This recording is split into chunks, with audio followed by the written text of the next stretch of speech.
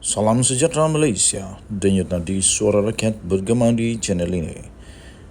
Jangan lupa tekan butang subscribe, like dan share. Malaysia kita punya, cintai Malaysiaku, kita jaga kita.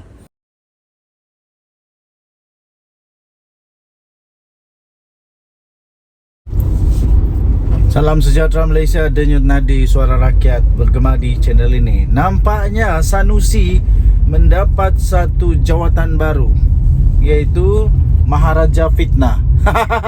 Nampaknya Sanusi dapat satu jawatan baru, dapat satu jolokan baru, dapat satu gelaran baru yang diberikan oleh Puan Zarkasi, iaitu Sanusi Maharaja Fitnah. Sanusi Maharaja Fitnah. Itu kata Puan Zarkasi. Dia kata Sanusi Maharaja Fitnah. Saya saksi hidup yang hadir di UNGA PBB, kata Dr. Puan Zarkasi. Baru sudah diterbitkan. Ini selepas Sanusi tiba-tiba mengeluarkan kenyataan kononnya Anwar tak dapat sambutan lah. Puan Zarkasi ada di sana tau. Sanusi ada dekat mana? Ada dekat mana? Aduh, astagfirullah. Itu kata hati nurani saya bila mendengar komen daripada Sanusi mengenai ucapan Anwar Ibrahim di UNGA ke-78 di New York baru-baru ini. Saya hadir di UNGA tersebut. Saya saksi hidup. Saya di dalam Dewan Persidangan Utama PBB. Saya duduk di kerusi VIP bersama dengan Datuk Nazri Aziz dan Datuk Sarkar. Bahkan saya hadir 3 hari berturut-turut dari Selasa hingga Khamis mendengar ucapan ketua-ketua negara lain sebelum PM10 PM Malaysia Datuk Seri Anwar Ibrahim berucap pada hari Jumaat. PM10 telah diberikan 9 kali tepukan gemuruh. 9 kali tepukan gemuruh dalam ucapan selama 15 minit saja itu. Mukadimah sahaja dapat tepukan gemuruh bila PM10 sentuh perang Rusia-Ukraine yang beri kesan buruk kepada global. Adi Awang pernah tak berucap dekat PBB? Muhyiddin pernah tak? Tak payahlah tanya Sanusi. Sanusi berucap dekat kampung je lah. Okey, jadi sampai kesian jugalah Sanusi kena bagi satu gelaran, satu jawatan, satu jolokan baru daripada Dr. Puan Zarkasi, iaitu Maharaja Fitnah. Ui, hebatlah. Lain kali kalau nak bagi komen tak entah apa-apa punya komen, siasat dulu, tanya dulu.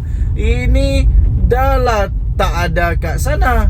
Lepas tu entah dari mana dia dapat pula kata tak ada orang nak dengar. Aduh.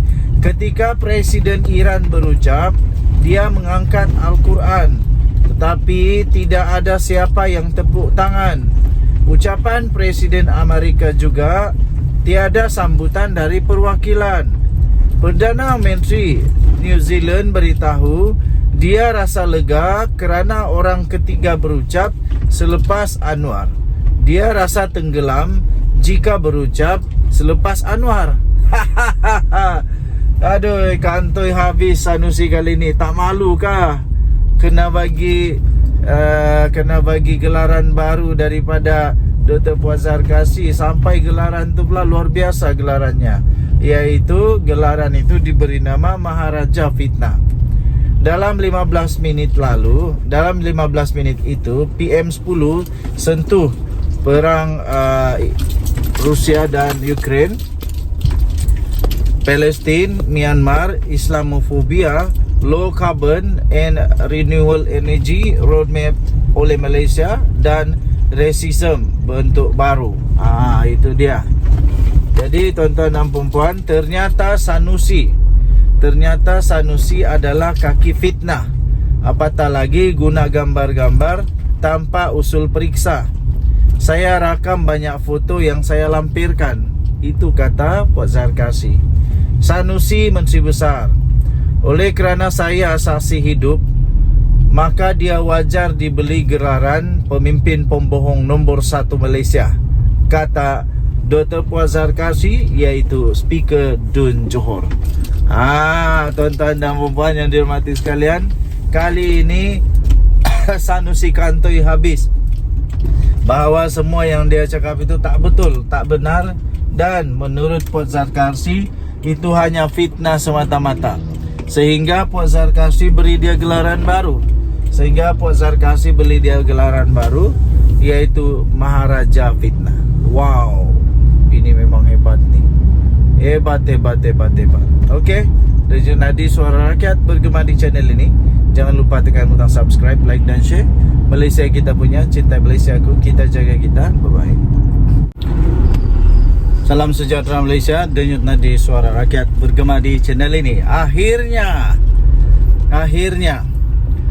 beberapa hari yang lalu kita tahu bekas pegawai Setiausaha Sulit, Setiausaha kepada Razi Jidin telah ditahan oleh pihak SPRM.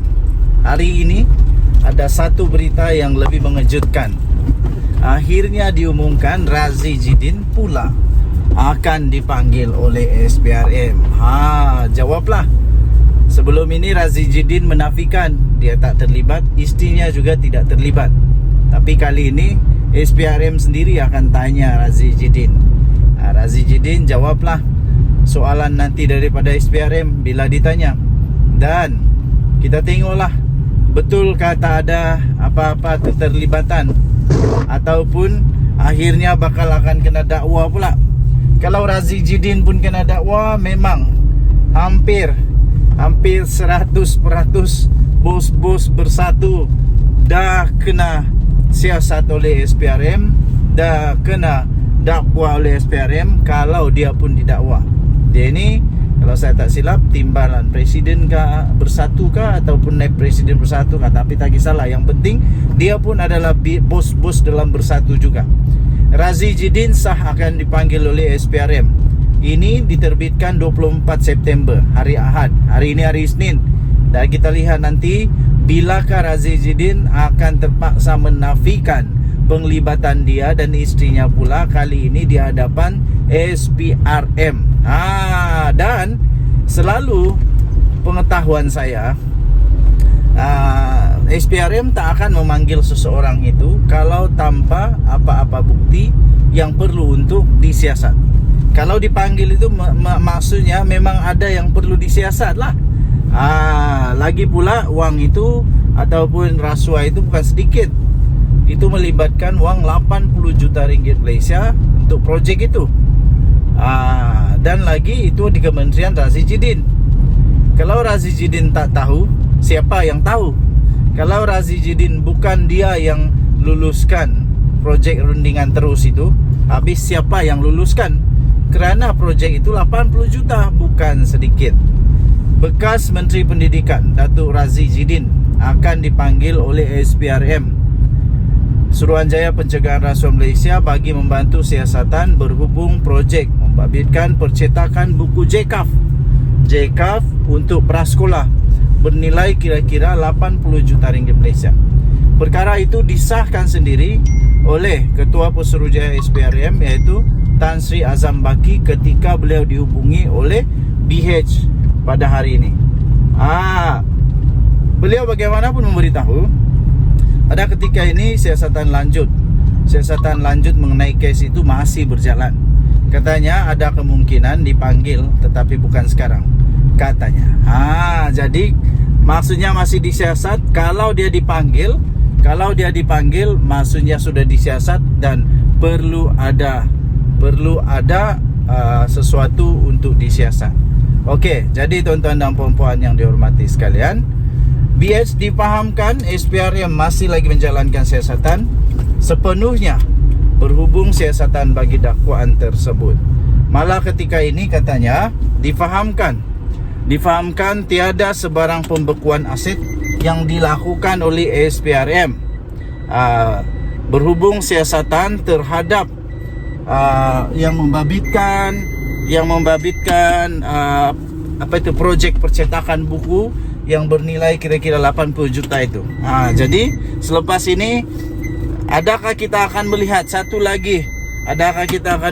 satu lagi episod di dalam negara Malaysia bila ada lagi akaun akan dibeku? Tak mustahil kalau akaun dia pun dibeku lagi. Jangan pula selepas ini akaun bersatu kena beku lagi. Takkanlah setiap kali pun akaun bersatu kena beku kan.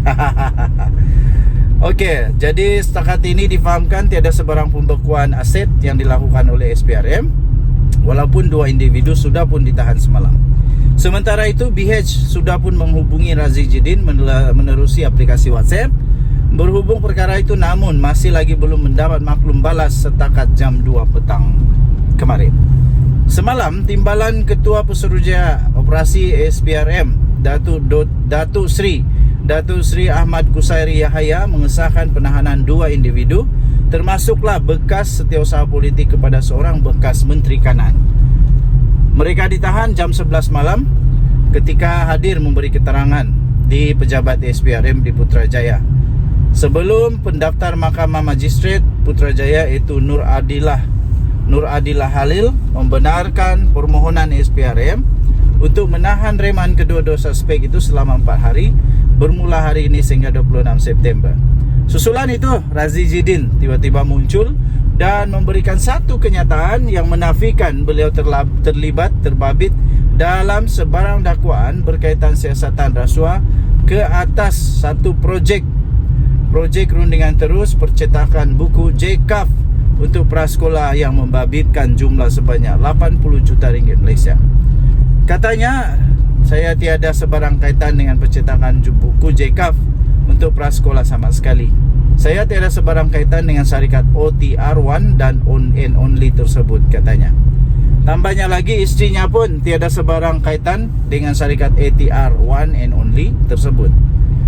Perkara ini jelas kepada sesiapa yang sanggup membuat carian ke atas syarikat ATQ1 and Only berkenaan, katanya, yang mengesahkan 2 bekas pegawainya itu sudah ditahan. BS semalam telah pun melaporkan projek itu membabitkan percetakan buku JCAF untuk prasekolah yang bernilai kira-kira 80 juta ringgit, membabitkan sebuah kementerian secara rundingan terus. Suspek pertama berusia dalam lingkungan 20-an yang bertugas, yang juga bekas setiausaha politik kepada seorang bekas Menteri Kanan, manakala suspek kedua ialah pemilik syarikat yang berusia lewat 50-an. Mereka dipercayai bersubahat. Ini dia. Mereka dipercayai bersubahat dengan bekas Menteri Kanan itu untuk meminta dan menerima rasuah melalui syarikat suspek kedua daripada kontraktor sebagai balasan meluluskan projek percetakan itu secara rundingan terus, kata sumber itu. Kes itu disiasat di bawah Seksyen 16(a)(b) Akta SPRM 2009. Tuan-tuan dan puan yang dihormati sekalian, apakah Razi Jidin akan menjadi orang seterusnya yang didapati, disyaki, didakwa melakukan kesalahan ketika ada kuasa? Dan kepada Razi Jidin, bekas Menteri Kanan ini, tak payah nak takut kalau benar. Kalau tak ada apa-apa kesalahan, saya fikir tak payah takut, kerana keadilan di negara Malaysia adalah keadilan yang terjamin. Tidak ada apa-apa kesalahguna kuasa di dalam perundangan Malaysia. Jadi berani kerana benar, memang risaulah, takutlah kerana ada salah. Kita tunggu nanti. Dengan Nadi Suara Rakyat bergema di channel ini. Bye bye.